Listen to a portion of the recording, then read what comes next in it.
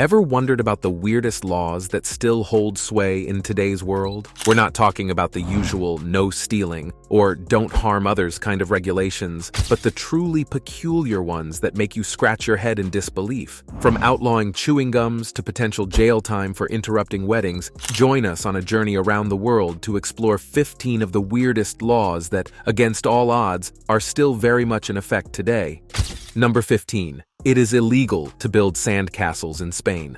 Traveling to various nations is an exciting adventure, and many countries heavily rely on tourism to boost their economies. While the ultimate goal is to ensure visitors have a great time and feel welcomed, it's crucial to be aware of cultural boundaries and respect the natural beauty of each location. What might be considered acceptable behavior in one country could be frowned upon in another, and unintentionally detracting from a place's natural allure is one of the biggest missteps a traveler can make. The Spanish government has implemented various regulations to promote responsible behavior among tourists. In Salmon, fines of up to $3,000 can be imposed for activities like pyrotechnics, barbecues, or cigarettes that pose a fire risk on the beach. Specific rules also exist in certain areas that prohibit alcohol consumption on the beach or shampoo or soap in the ocean. Though seemingly strict, these regulations serve the essential purpose of minimizing pollutants and ensuring the safety of all beachgoers. In an intriguing turn of events, the town of Benidorm introduced a unique regulation in 2016 prohibiting the construction of any sand structures on Levante Beach. Penalties for violating this ban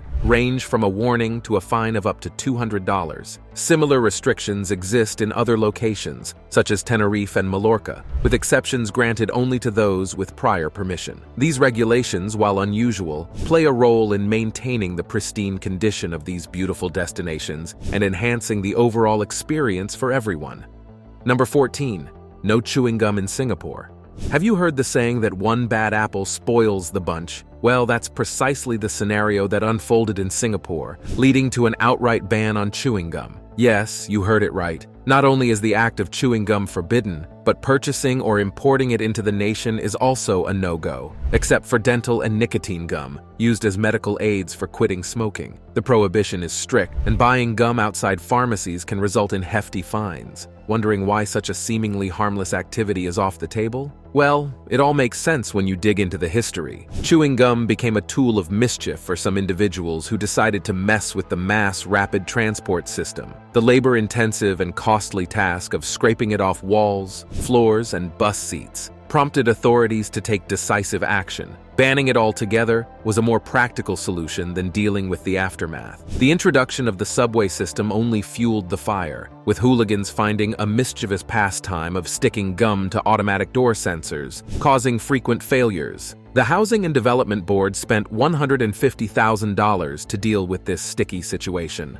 So, in 1992, chewing gum was officially banned in Singapore. All gum ingredients were banned, making manufacturing, importing, or selling gum a punishable offense, potentially leading to fines or even jail time. The authorities believed the ban was necessary, considering gum's negative impact outweighed any potential benefits. The results speak for themselves. No more broken subway doors, and the unpleasant experience of walking on sticky surfaces is now a thing of the past. In 2004, an exemption was granted for those with medicinal, dental, or nicotine gum needs, allowing them to purchase these products from a pharmacist or physician.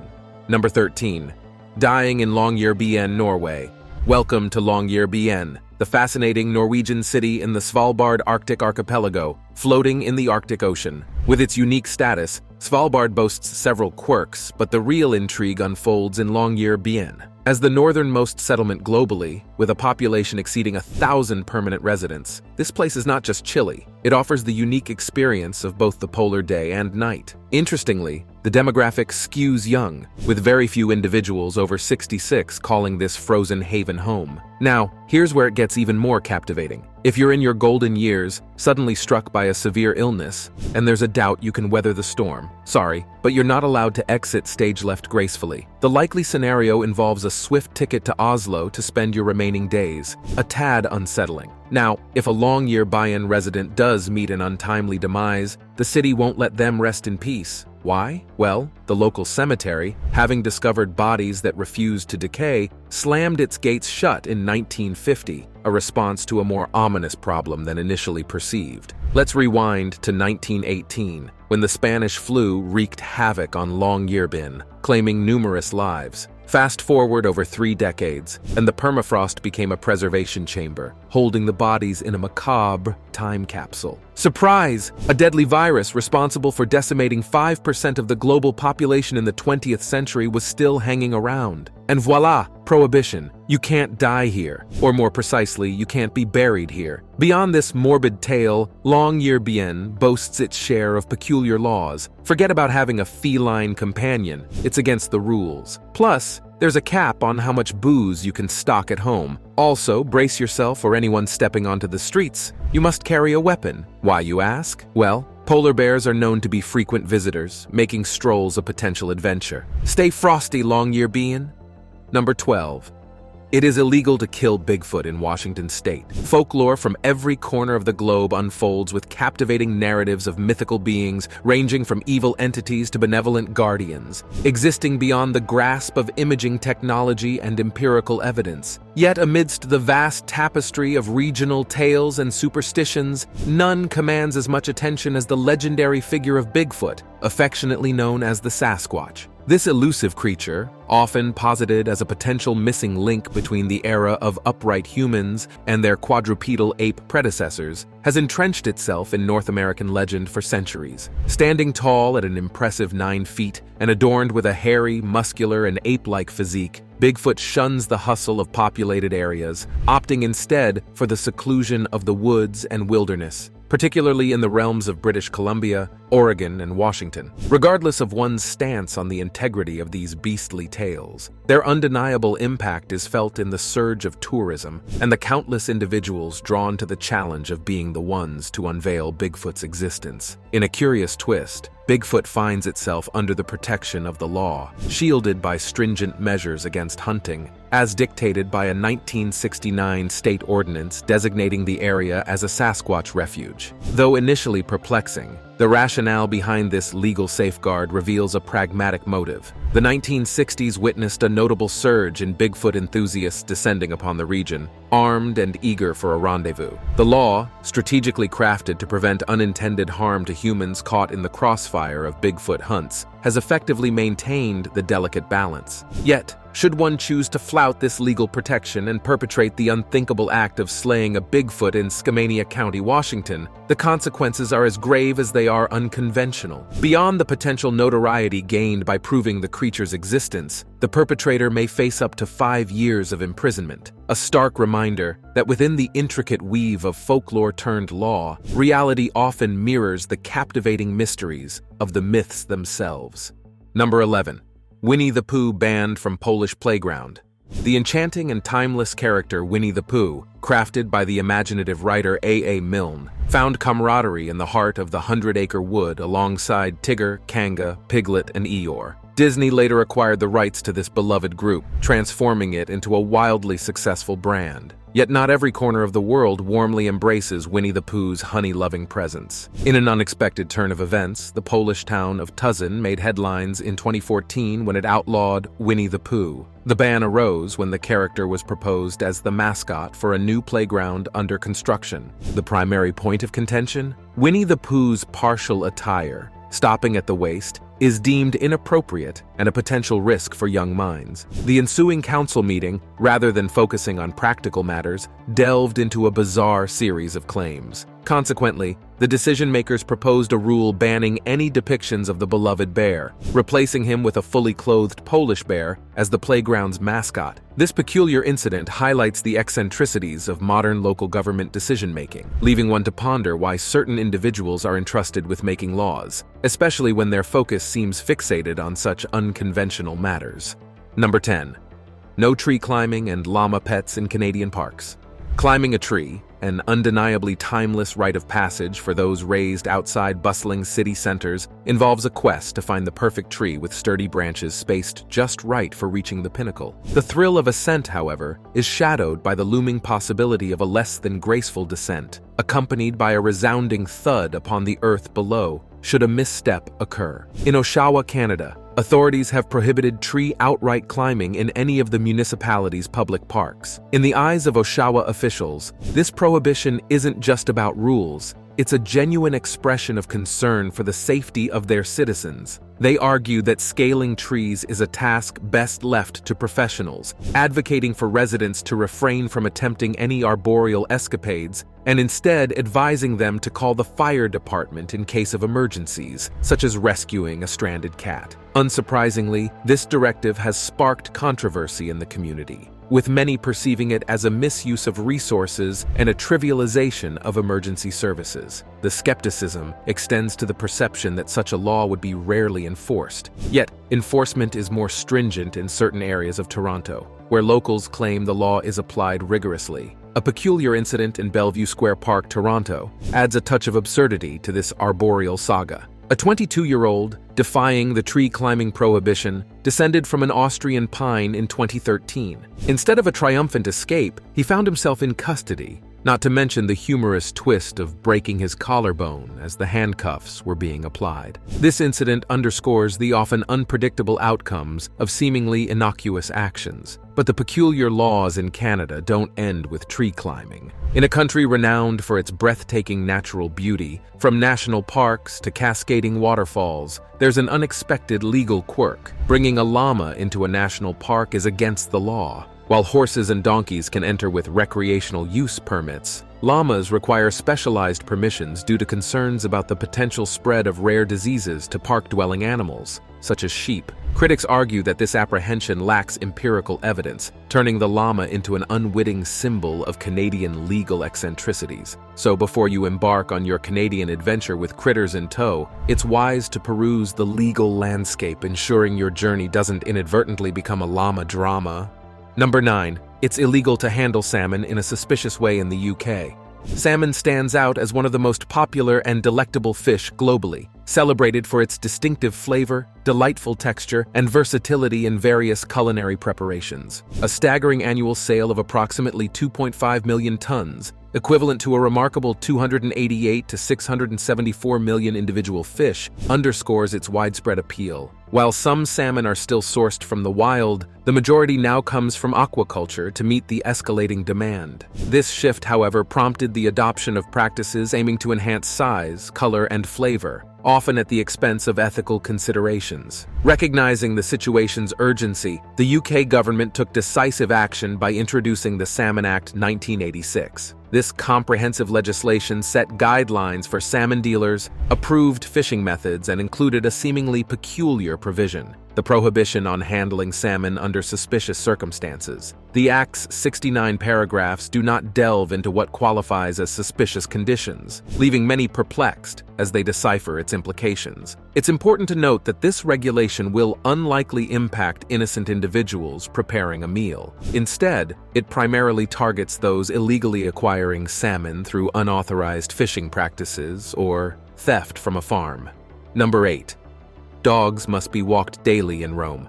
Pet ownership is a global phenomenon, embraced by over 33% of people worldwide, and an impressive 70% in the United States. It's heartening to note that most pets transcend the role of mere animals and become cherished family members. However, not everyone extends the love and care these companions deserve. Recognizing the need to safeguard animal welfare, laws are emerging worldwide, with some countries adopting more stringent measures than expected. Take Rome, Italy, where approximately 150,000 dogs and 300,000 cats are beloved pets. While feline friends often come and go as they please, dogs rely more on their owners for exercise. Concerns arose as local animal organizations observed a notable chunk of dogs becoming overweight. Consequently, a groundbreaking animal welfare law was enacted in 2005, featuring provisions to improve the lives of mother animals, pets, and wild birds. These encompass restrictions on ear and tail docking for dogs,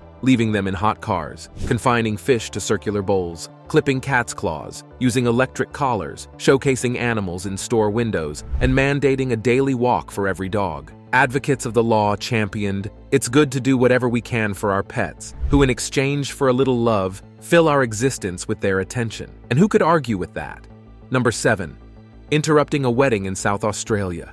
Ever reminisce about that classic movie scene? You know the one. The priest solemnly delivers the line to the blushing bride, "Speak now or forever, hold your peace." Then the courageous hero storms into the chapel bellowing, "I object!" as he professes his eternal love for the leading lady while striding down the aisle. It's romantic, isn't it? Well, hold on to your heartstrings, because attempting such a swoon-worthy spectacle in South Australia is, without a doubt, a serious matter. Here, interrupting a wedding or funeral isn't just a frowned-upon gesture. It's illegal, courtesy of the Summary Offences Act 7A. This law unequivocally declares intentional interference with any marriage or burial ceremony as a violation, punishable by a hefty maximum fine of $10,000. Sometimes, it might even land you a 2-year stint behind bars. So, whether the ceremony is steeped in religious tradition or follows a more secular path, the law draws a firm line against disruptions. Love might conquer all, but in South Australia, it's wise to let the vows be exchanged without any blockbuster-style objections. Number 6.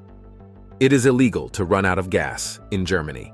An array of unique and intriguing restrictions come into play when traversing the vast network of German highways, internationally celebrated as the Autobahn. Renowned for its sections without posted speed limits, the Autobahn offers an exhilarating driving experience. Contrary to popular belief, the advised speed limit on approximately 70% of this speed enthusiast's dream is just 81 miles per hour, or 130 kilometers per hour. Surprisingly, a police car wouldn't bat an eye if you decided to push your speed to more than twice that limit. The safety of this renowned road system is not solely attributed to the need for speed. Rather, it's upheld by a series of stringent laws designed to discourage reckless driving. There's more to it than meets the eye. Tailgating on the Autobahn isn't just ill-advised. It's a move that can cost you a hefty $450 fine. Passing is an art confined to the left lane, and during traffic jams, drivers are expected to yield a lane to enable emergency personnel swift access. A paramount rule that echoes through every kilometer of the Autobahn is the prohibition of non-emergency stops. Whether due to an automobile mishap or a medical emergency, stopping without cause is strictly enforced by the ever-watchful police. Adding an extra layer of complexity, federal legislation mandates a gas station every 34 miles or 55 kilometers. This means running out of gas isn't just an inconvenience. It could have significant repercussions. There's a stark reality. A pit stop without a legitimate reason might not only result in a substantial repair bill for you and your vehicle, but also expose you to an unlimited fine, a 6-month driving suspension, and a daunting 5-year prison sentence, especially if you choose a particularly hazardous spot for your unscheduled break. So as you navigate the Autobahn, there's a crucial reminder. The thrill of speed goes hand in hand with a symphony of rules designed to keep everyone safe and sound. And now, drumroll, please, it's time for today's subscribers pick, and trust me, this one's hotter than a Croatian summer.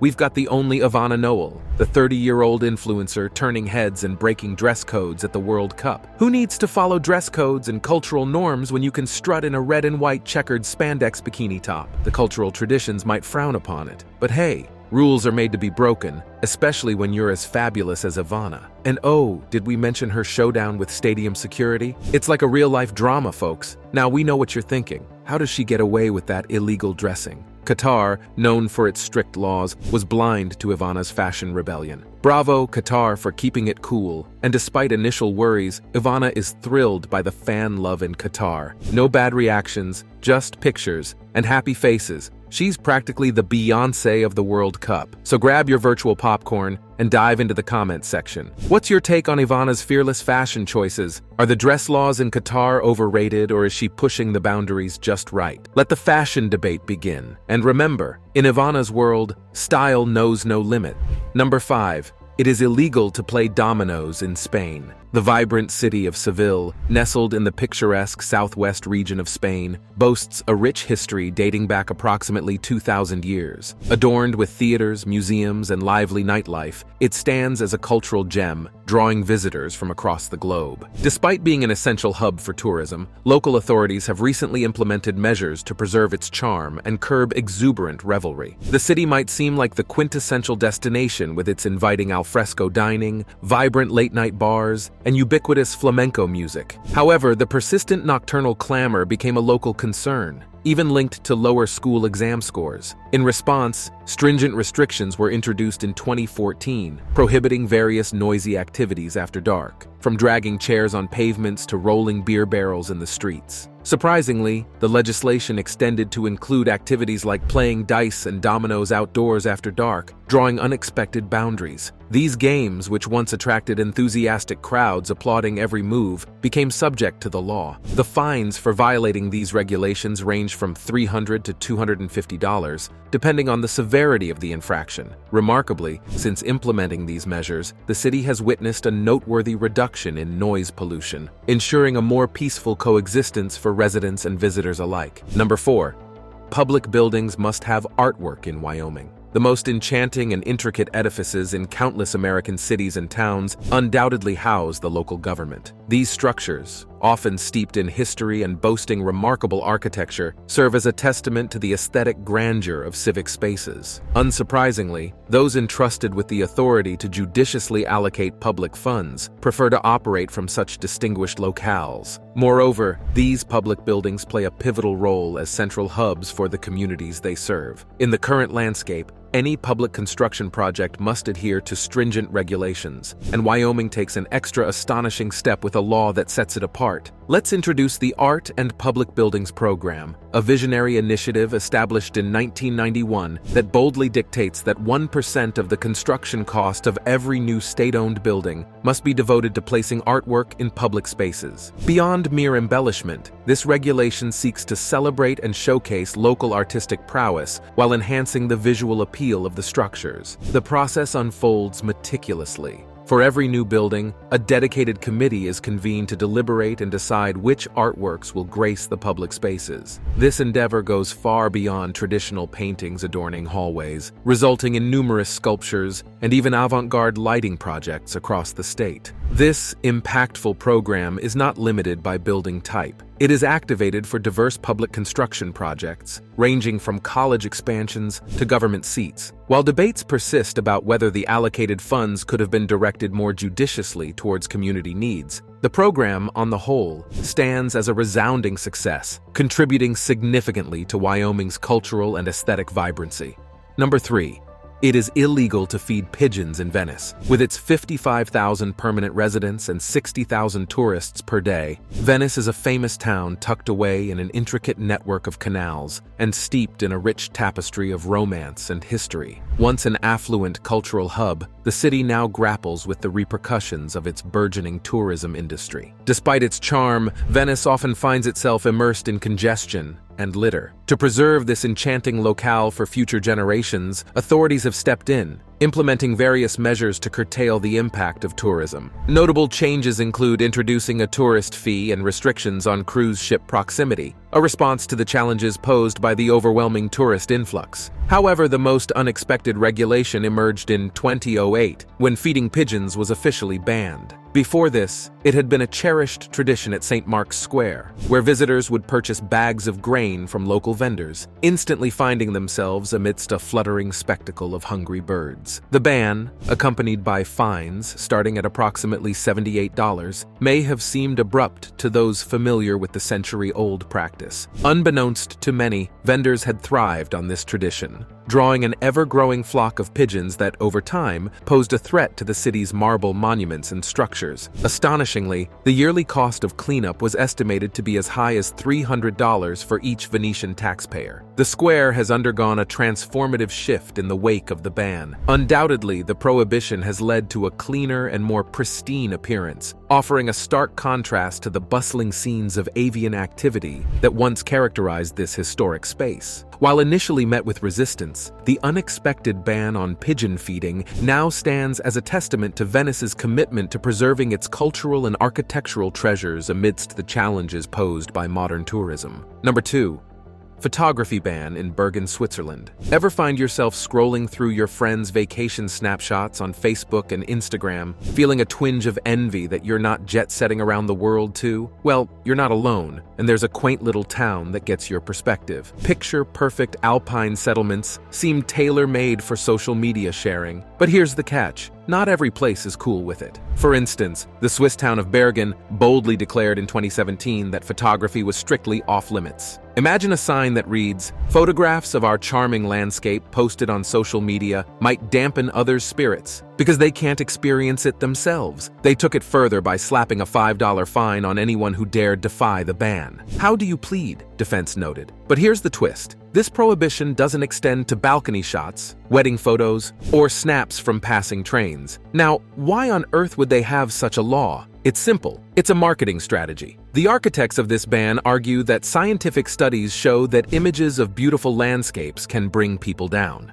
This applies to those who can't physically visit the location and soak in the positive vibes. Bergen, with its fairy tale aesthetics, is undeniably charming. So, as the logic goes, it's better to experience it in person than vicariously through others' photos. Yep, it's a peculiar rationale. Signs enforcing the photography ban are scattered throughout the town. Do you think this will make a difference for tourists or those planning to visit Bergen? Well, that's anyone's guess. Number 1. It's illegal to throw an octopus in Michigan. Sports enthusiasts, renowned for their unwavering passion for their favorite teams, often find themselves immersed in the peculiarities of fandom. In a noteworthy incident from 2011, the world witnessed the eccentricities of sports traditions and the unexpected revelation of obscure regulations. A devoted Detroit Red Wings fan, relishing the intensity of the first playoff game, enthusiastically narrates how he and fellow fans upheld their custom of descending from their seats to hurl an octopus onto the ice. This passionate act led to his arrest and a hefty $500 fine